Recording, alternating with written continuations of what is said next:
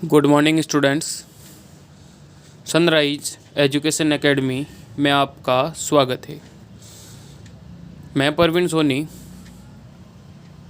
Last turn पर बेटा chapter 7 कर रहे थे, जिसके अंदर अपन ने ट्रांसपीरेशन या वाष्पोत्सर्जन शुरू किया।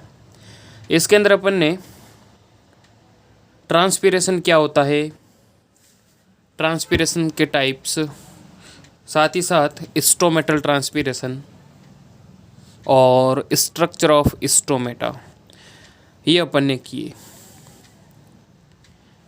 जिसके अंदर मैंने स्ट्रक्चर ऑफ स्टोमेटा के अंदर बताया था कि स्टोमेटा जो है दो गार्ड सेल या द्वार कोशिकाओं के द्वारा घिरी हुई संरचना होती है और उनको घेरे हुए सब्सिडरी सेल या सहायक कोशिकाएं पाई जाती है। ओके, ये अपन ने किया था। और साथ ही साथ ये भी बताया कि जब स्टोमेटा टर्जिड होते हैं, टर्जिड का मतलब जब वाटर उसके अंदर एंटर करता है तो क्या होता है कि कोशिका जो होती है स्फीत हो जाती है या टर्जिड हो जाती है, उससे स्टोमेटा खुल जाते हैं।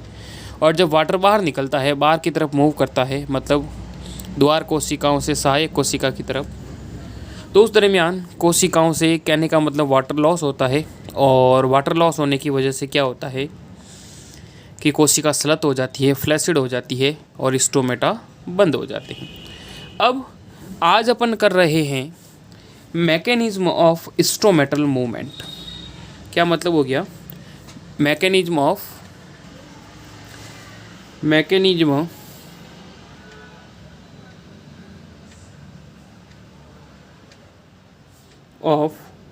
Stomatal movement.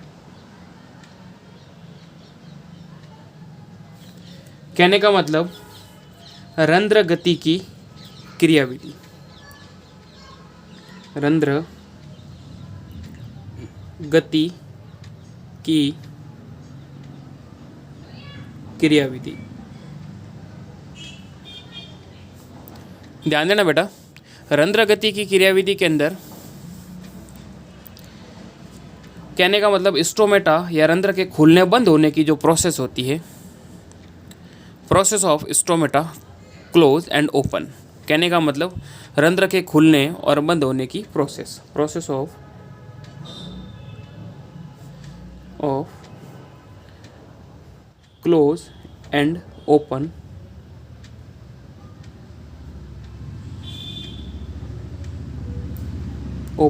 स्टोमेटा। मतलब रंध्र के खुलने और बंद होने की जो प्रोसेस है वो है स्टोमेटल मूवमेंट या रंध्र गति। अब ध्यान देना, रंध्र के खुलने और बंद होने के संबंध में कई प्रकार की परिकल्पना प्रस्तुत की। यहाँ अपन 2-3 जो परिकल्पना है या जो थ्योरियाँ हैं उसके बारे में डिस्कस करेंगे। सबसे पहले है स्टार्च शुगर हाइपोथेसिस। फर्स्ट है स्टार्च शुगर हाइपोथेसिस। कहने का मतलब मांड शर्करा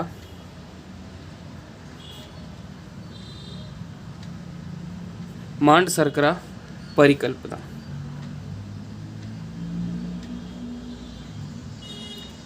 समझ रहे हो? मांड शर्करा परिकल्पना। देखें मांड शर्करा परिकल्पना के अनुसार ये वैसे 3 है। फर्स्ट मैं बता रहा हूँ आपको, मांड शर्करा परिकल्पना ये देने वाले वैज्ञानिक थे J.D. सायरे, जिन्होंने प्रतिपादित की थी, प्रपोज्ड बाई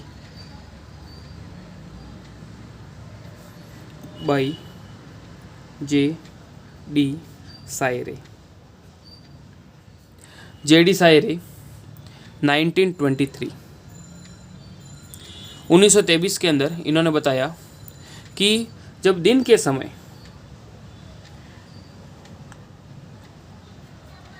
समय क्या होता है कि गार्ड सेल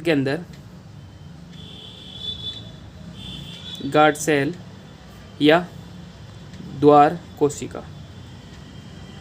गार्ड सेल या द्वार कोशिका में जो है CO2 की जो मात्रा है वो क्या है कि कम हो जाती है। CO2 का जो लेवल है वो कम हो जाता है। कब? दिन के समय। कहाँ पर? गार्ड सेल के अंदर। तो उस दरमियान क्या होता है कि उसकी जो CO2 के लेवल कम होने की वजह से वहाँ पर क्या होता है कि उसकी जो pH है वो बढ़ जाती है। ओके, इंक्रीज हो जाती है या बढ़ जाती है। pH बढ़ जाती है, उस वजह से इनके अंदर उपस्थित एक एंजाइम जिसका नाम होता है फास्फोराइलेज एंजाइम। ये एंजाइम क्या होता है? फास्फोराइलेज, ध्यान देना, फास्फोराइलेज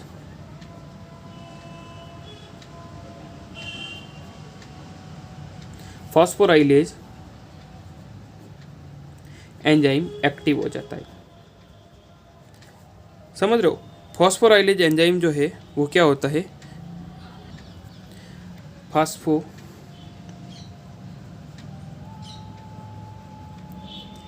फास्फोराइलेज एंजाइम सक्रिय हो जाता है। ओके, फास्फोराइलेज एंजाइम के सक्रिय होने की वजह से क्या होता है कि ध्यान देना, जो पेड़ पौधों के अंदर भोजन स्टोर रहता है स्टार्च के रूप में, स्टार्च, शर्करा या जिसको कहेंगे मंड, ठीक है, या मंड। और ये मंड जो है मतलब इस एंजाइम की उपस्थिति में किस में बदलेगी? ग्लूकोज 1 फॉस्फेट के अंदर। ओके, ये प्रोसेस सब गार्ड सेल के अंदर ही हो रही है, ध्यान देना बेटा। ग्लूकोज 1 फॉस्फेट में बदला। इस दरमियान क्या होता है कि गार्ड सेल या जो द्वार कोशिका है, द्वार कोशिका, उनकी जो डीपीडी है, डीपीडी या जिसको कहेंगे विसरण दाब न्यूनता, विसरण दाब न्यूनता जो है वो क्या होता है? विसरण दाब न्यूनता बढ़ जाती। किसकी? ग्लूकोज 1 फॉस्फेट बनने से द्वार कोशिकाओं के अंदर जो है विसरण दाब न्यूनता के बढ़ने से क्या होगा कि विसरण दाब न्यूनता या जो गार्ड सेल के अंदर डीपीडी जो है वो हाई हो जाती है। और हम जानते हैं कि वाटर का जो मूवमेंट होता है वो low DPD water movement to high DPD,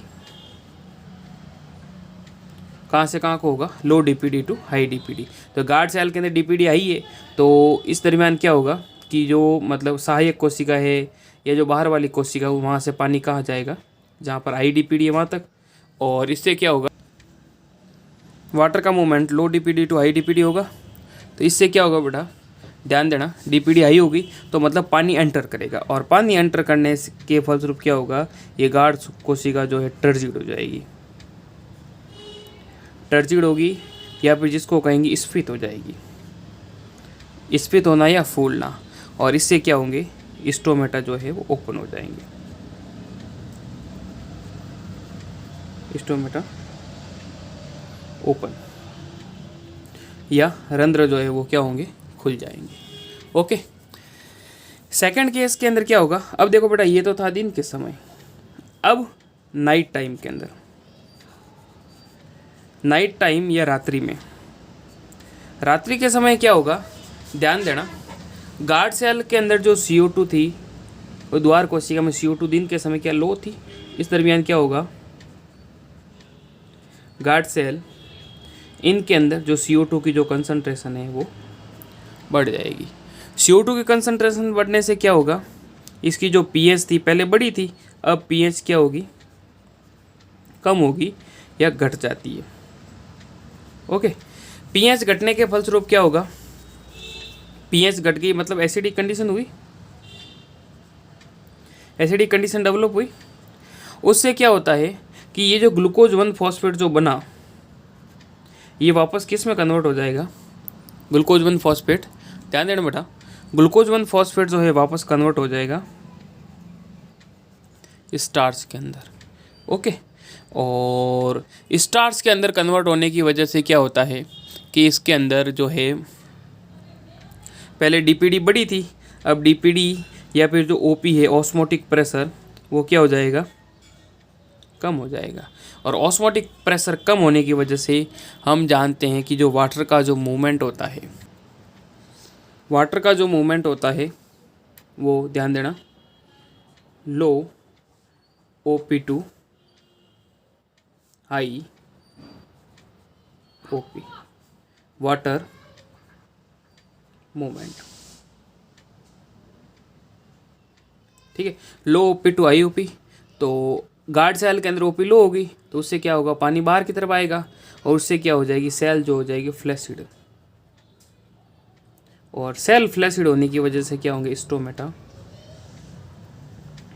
क्या हो जाएंगे, क्लोज हो जाएंगे या रंध्र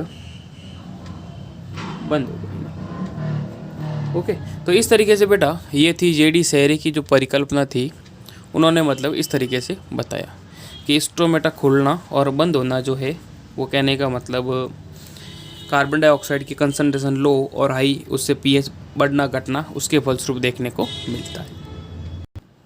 दूसरी आती है स्टीवर्ड हाइपोथेसिस।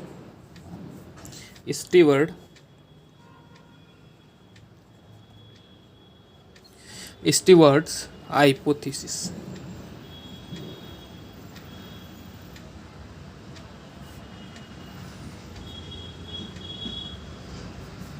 संकल्पना।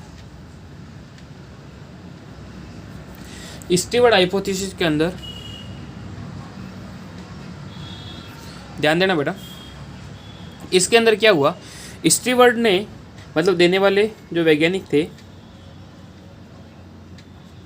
स्टीवर्ड्स थे, इन्होंने मतलब जो सेरे की जो परिकल्पना थी, जो जेडी सेरे ने जो आगे वाले हाइपोथेसिस दी थी, स्टार्च शुगर हाइपोथेसिस, उसी को इन्होंने क्या किया, आगे बढ़ाया।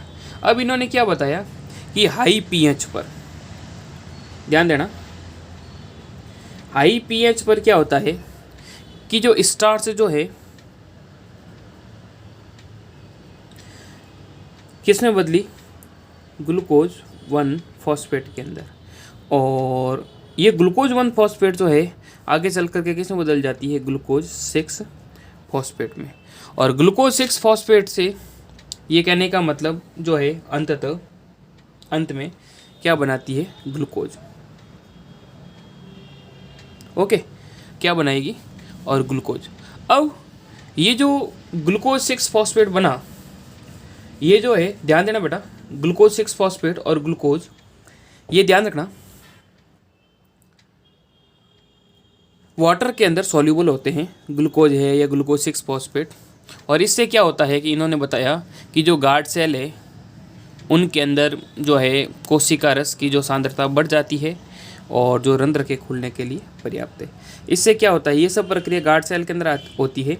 इससे मतलब गार्ड सेल या द्वार कोशिका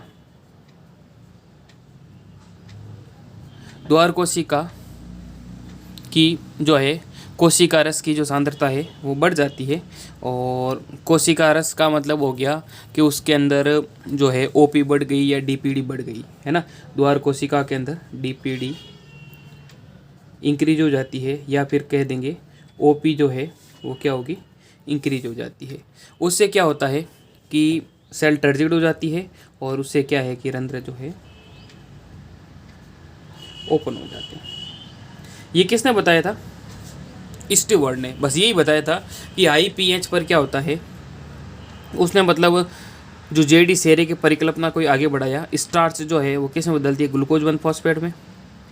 ग्लूकोज 1 फॉस्फेट जो है ग्लूकोज 6 फॉस्फेट में, और अंत में बदलता है ग्लूकोज में। ये वाटर के अंदर सॉल्यूबल होता है। इस वजह से क्या होता है, द्वार कोशिकाओं की डीपीडी है, ओपी है, वो बढ़ जाती है और वो है स्टोमेटा के ओपन होने के लिए रेस्पॉन्सिबल होती है। ये तो थी 2 परिकल्पना। अब थर्ड आती है active potassium ion transport theory. Third जो है ध्यान देना, active potassium ion transport theory. Theory. सक्रिय पोटेशियम आयन स्थानांतरण सिद्धांत। सक्रिय पोटेशियम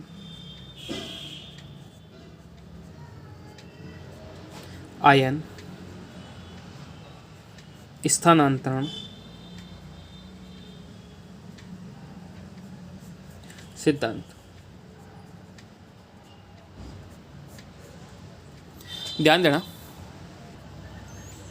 इसे potassium ion H ion exchange theory भी कहते हैं। इसे potassium ion H ion exchange theory भी कहते हैं। ओके, और देने वाले वैज्ञानिक थे, ध्यान देना, जापानी वैज्ञानिक थे इमामुरा और फ्यूजिनो।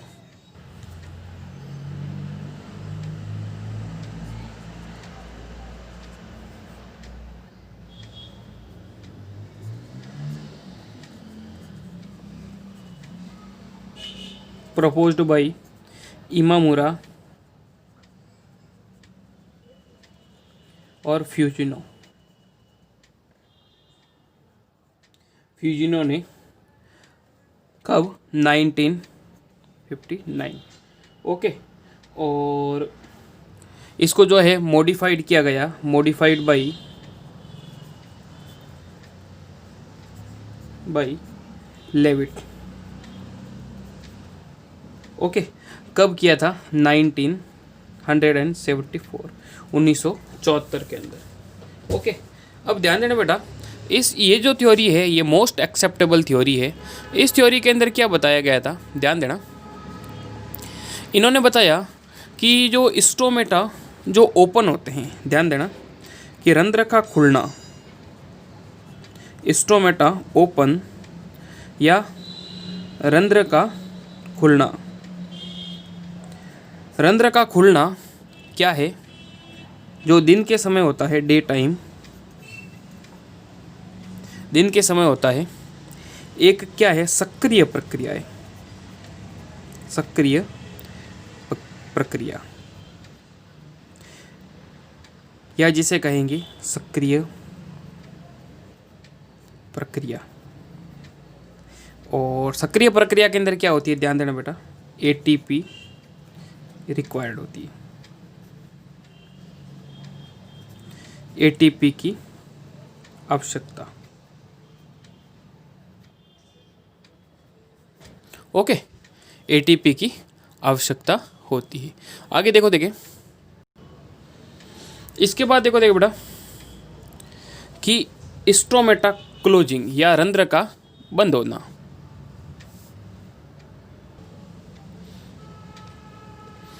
स्टोमेटा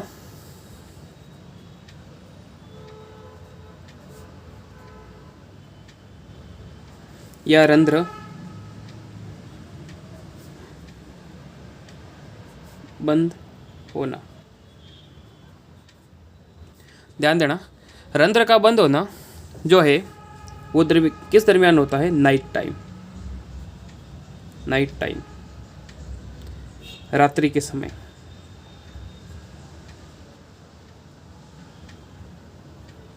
ओके, रात्रि के समय देखने को मिलता है। और रंध्र का बंद होना क्या है? एक पैसिव प्रोसेस है, पैसिव प्रोसेस है। और पैसिव प्रोसेस का मतलब निष्क्रिय प्रक्रिया, निष्क्रिय प्रक्रिया है जिसमें एटीपी नॉट रिक्वायर्ड, मतलब एटीपी की आवश्यकता नहीं होती। ओके, समझ रहे हो? कहने का मतलब दिन के समय जो है स्टोमेटा ओपन होते हैं वो क्या है? एक सक्रिय प्रक्रिया है। और रात्रि के अंदर स्टोमेटा बंद होते हैं तो वो क्या है? एक निष्क्रिय प्रोसेस है जिसमें एटीपी की आवश्यकता नहीं होती। अब ध्यान देना बेटा, इसके कुछ एक की पॉइंट्स बता रहा हूँ, महत्वपूर्ण बिंदु। की पॉइंट के अंदर क्या होता है कि जब, ध्यान देना बेटा, स्टोमेटा ओपन होते हैं, स्टोमेटा, ये तो समझ लोगे, जब रंध्र कहने का मतलब खुलते हैं, ये मैंने आगे लिखा है, रंध्र जब खुलते हैं, रंध्र खुलते हैं तो उस दरमियान क्या होगा कि पोटेशियम आयन जो है वो क्या होंगे, पोटेशियम आयन एंटर करेंगे कहाँ पर, गार्ड सेल के अंदर। ध्यान देना बेटा, उस दरमियान क्या होगा कि जैसे मान लीजिए ये द्वार कोशिका, ओके, सक्रिय प्रक्रिया का मतलब क्या हो गया कि इसके अंदर जो है मिनरल्स वगैरह इसके अंदर एंटर करेंगे, उससे क्या होगा, इसकी जो ओपी है डीपीडी बढ़ेगी, ओपी डीपीडी बढ़ने से क्या होगा, वाटर एंटर करेगा, सेल टर्जिड होगी, रंध्र खुलेंगे। अब क्या होता है कि दिन के समय जो है पोटेशियम आयन जो है, ये जो सहायक कोशिकाएं, इन सहायक कोशिकाओं से ये जो पोटेशियम आयन जो है वो कहने का मतलब सेल के अंदर एंटर करते हैं, गार्ड सेल के अंदर, समझ रहे हो।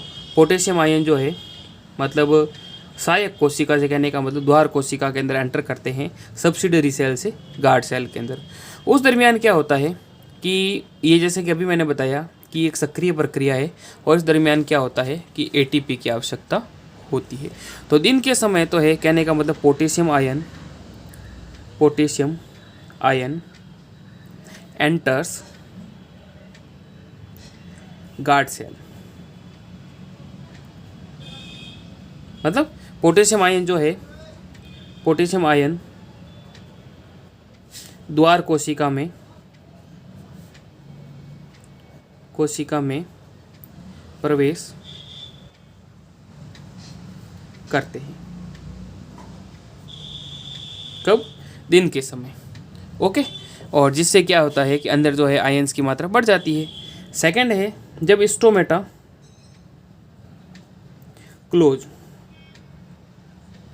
स्टोमेटा जब है मतलब बंद होते हैं, रंध्र जब बंद होते हैं, उस दरमियान क्या होगा, ये पोटेशियम आयन जो अंदर प्रवेश किया था, ये पोटेशियम आयन कहाँ करेंगे, बाहर की तरफ गति करेंगे। Potassium ion move outside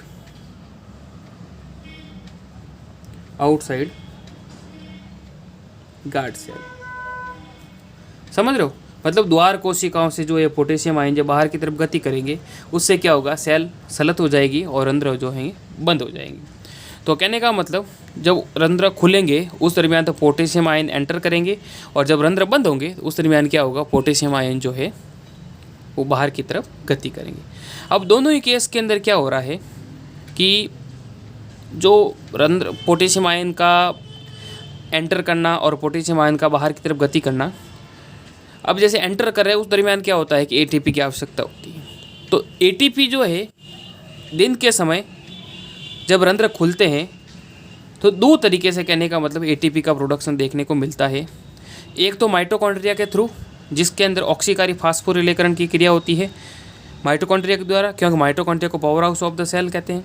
second case के अंदर चक्रीय फोटोफॉस्फोराइलेशन की जब प्रक्रिया होती है, चक्रीय या साइक्लिक फोटोफॉस्फोराइलेशन या चक्रीय प्रकाश फास्फोरिलीकरण, उस दरमियान कहने का मतलब जब प्रकाश संश्लेषण करते हैं पादप, उस दरमियान मतलब एटीपी का प्रोडक्शन होता है।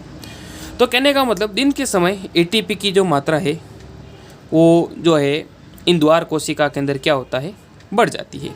It's so that during day ATP is high in guard cell, मतलब दिन के समय जो है एटीपी की जो कंसंट्रेशन है वो गार्ड सेल के अंदर क्या होती है, हाई हो जाती है। ड्यू टू दिस, इससे क्या होता है कि एटीपी, ध्यान देना, एटीपी कंसंट्रेशन मतलब दिन के समय फोटोसिंथेसिस के द्वारा और माइटोकॉन्ड्रिया के अंदर जो एटीपी का जो स्टोरेज होता है, इस वजह से मतलब दिन के समय एटीपी की मात्रा बढ़ जाती है। और इस वजह से क्या होता है, a pump continue between guard cell and subsidiary cell called potassium and hydrogen ion pump, और उससे क्या होता है कि पोटेशियम आयन अंदर एंटर करते हैं और मतलब जो गार्ड सेल के अंदर जो हाइड्रोजन आयन है वो मतलब बाहर की तरफ गति करेंगे, उसके स्थान पर पोटेशियम आयन आएंगे। और इससे क्या होता है कि by this pump hydrogen ion go out of guard cell and potassium ion enter guard cell from subsidiary cell. उससे क्या होता है, एटीपी कंसंट्रेशन ज़्यादा होने की वजह से क्या होता है, पोटेशियम आयन अंदर एंटर करेंगे और हाइड्रोजन आयन बाहर की तरफ गति करेंगे। इससे क्या होगा, ध्यान देना बेटा, due to influx of potassium ion, ध्यान देना बेटा, ड्यू टू इनफ्लक्स का मतलब हो गया अंतर प्रवाह, समझ लो, अंत प्रवाह। अंत प्रवाह किसका हो रहा है, पोटेशियम आयन का। Influx of potassium ion and out flux of hydrogen ion. समझ लो, कहने का मतलब पोटेशियम आयन का अंत प्रवाह और हाइड्रोजन आयन का बहिर्प्रवाह। समझ रहे हो, मतलब हाइड्रोजन आयन जो है वो बाहर की तरफ गति करता है और उससे क्या होगा, the pH of guard cell increase, मतलब ड्यू टू दिस, मतलब इधर हिंदी में लिख लेता हूँ, देखो बेटा, पोटेशियम आयन के अंत प्रवाह एवं हाइड्रोजन आयन के बहिर्प्रवाह, हाइड्रोजन आयन के बहिर्प्रवाह से द्वार कोशिका की पीएच बढ़ जाती है। समझ रहे हो, कहने का मतलब जब पोटेशियम आयन अंदर एंटर करेगा और हाइड्रोजन आयन बाहर की तरफ गति करेगा तो उससे क्या होगा कि इन द्वार कोशिकाओं की जो पीएच है वो पीएच क्या होती है, बढ़ जाती है। पीएच कहने का मतलब लगभग हो जाएगी, ध्यान रखना बेटा, 7.5 के आसपास पीएच कितनी हो जाती है, पीएच इंक्रीज कितनी हो जाएगी, 7.5 के आसपास। और इससे क्या होता है, ध्यान देना, इस दरमियान और इस हाई पीएच पर जो कार्बोहाइड्रेट है या जो स्टार्च कंपाउंड है वो मतलब जो है ग्लाइकोलाइसिस प्रोसेस के द्वारा इस हाई पीएच पर क्या होगा, ये सब दिन के समय बता रहा हूँ बेटा, दिन के समय क्या होगा कि जो कार्बोहाइड्रेट है,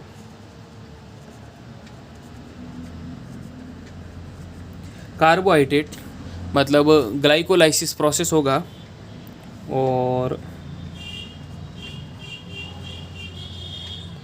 ग्लाइकोलाइसिस प्रोसेस के द्वारा ये किस में बदलेगा, 3 कार्बन युक्त कंपाउंड जिसका नाम है फॉस्फोइनोल पाइरुवेट। समझ रहे हो, 3 कार्बन युक्त कंपाउंड बनाएंगे और इसकी जो पीएच है वो कितनी है, 7.5। और ये किस में हो रहा है, गार्ड सेल या द्वार कोशिका। ओके, कार्बोहाइड्रेट जो है, कहने का मतलब पीएच बढ़ने की वजह से ग्लाइकोलाइसिस प्रोसेस होगा। ग्लाइको का मतलब ग्लूकोज, लाइसिस माने टूटना, और 3 कार्बन युक्त कंपाउंड में टूटेगा जिसका नाम है फॉस्फोइनोल पाइरुवेट। ये फॉस्फोइनोल पाइरुवेट जो है कार्बन डाइऑक्साइड के साथ फ्यूज होता है और कार्बन डाइऑक्साइड के साथ फ्यूज होकर के 4 कार्बन युक्त कंपाउंड बनाएगा जिसका नाम है ऑक्जेलो एसिटिक अम्ल। समझ रहे हो, ऑक्जेलो एसिटिक अम्ल, यहाँ लिख लेता हूँ, ऑक्जेलो एसिटिक अम्ल। ओके, और एंजाइम ध्यान रखना बेटा, कौन सा लगेगा, PEP carboxylase, PEP carboxylase. Okay, और ये जो ऑक्जेलो एसिटिक अम्ल है, अब ध्यान देना बेटा, दिन के समय में बता रहा हूँ तो एनर्जी लगेगी। ये ऑक्जेलो एसिटिक अम्ल जो है यहाँ पर एनर्जी लगेगी NADPH2 nicotinamide adenine dinucleotide phosphate. इसका अपचयन होगा रिडक्शन या अपचयन होगा, और अपचयन होकर के क्या बनाएगा, मैलिक अम्ल।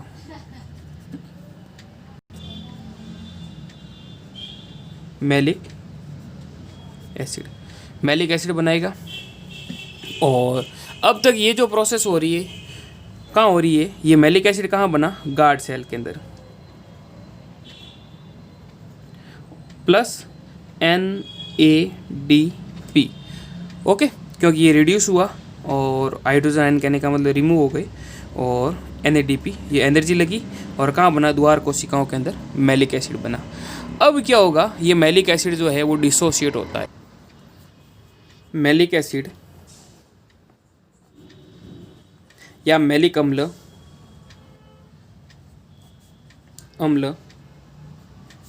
क्या होता है, विघटित या डिसोशिएट होकर के क्या बनाएगा, H आयन प्लस क्या बनाएगा, ध्यान देना बेटा, और मैलेट आयन। ओके, अब ये जो प्रोसेस हुआ ये कहाँ हुआ, गार्ड सेल के अंदर, गार्ड सेल या द्वार कोशिका। ओके, अब क्या होगा, द्वार कोशिकाओं से ये जो हाइड्रोजन आयन है ये तो बाहर की तरफ गति करेंगे। ध्यान देना, द्वार कोशिकाओं के अंदर जो हाइड्रोजन आयन बना, ये हाइड्रोजन आयन तो बाहर की तरफ गति करेगा, और जो सहायक कोशिकाएं, उन सहायक कोशिकाओं से पोटेशियम आयन जो है वो अंदर एंटर करेगा। तो क्या होगा, ये पोटेशियम आयन जो है अंदर एंटर करेगा सब्सिडरी सेल से, तो ये मैलेट आयन के साथ फ्यूज होकर के क्या बनाएगा, पोटेशियम मैलेट।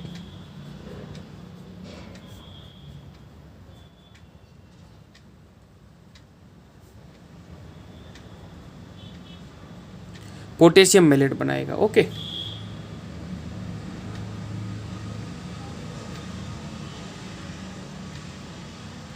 पोटेशियम मैलेट बनाएगा, और पोटेशियम मैलेट अब कहाँ बना, द्वार कोशिका के अंदर या गार्ड सेल में। उससे क्या होता है कि गार्ड सेल के अंदर पोटेशियम मैलेट या पोटेशियम आयन बना, तो उससे इसकी जो OP है, गार्ड सेल की जो OP है वो बढ़ जाती है। और अपन जानते हैं कि वाटर जो है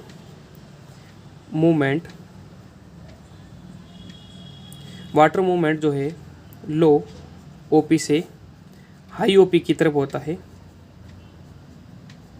OP की तरफ। तो अब क्या होगा कि इसकी जो OP बढ़ गई, तो बाहर से कहने का मतलब जो है जल अंदर एंटर करेगा, कहाँ से, सहायक कोशिका से या सब्सिडरी सेल से द्वार कोशिका में, जिससे क्या होगा कि ये जो द्वार कोशिका है, कहने का मतलब H2O move from subsidiary cell to guard cell. कहने का मतलब पानी जो है, पानी की गति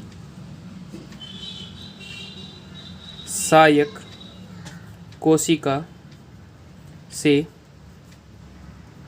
द्वार कोशिका की तरफ होती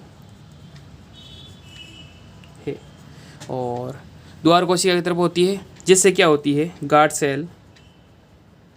सेल या द्वार कोशिका जो है टर्जिड हो जाएगी या स्फीत हो जाएगी।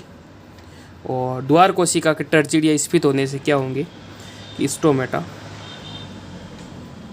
ओपन या रंध्र खुल जाएंगे।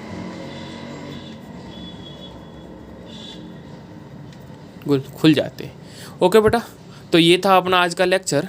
बाकी अपन जो है स्टोमेटा ये ओपन होने की क्रियाविधि पढ़ी, क्लोज कैसे होते हैं वो अपन नेक्स्ट टर्न पे करेंगे, और ये आप लिखना पढ़ना, यही आपका होमवर्क रहेगा। Okay, thank you. बाकी अपन नेक्स्ट टर्न पे करेंगे। कोई भी समझ में नहीं आए, डाउट है, तो मेरे पर्सनल व्हाट्सएप नंबर 9460656610 पर आप कभी भी पूछ सकते हैं, आपको संतुष्ट जवाब मिलेगा। ओके बेटा, थैंक यू। इसकी PDF मिल जाएगी आपको।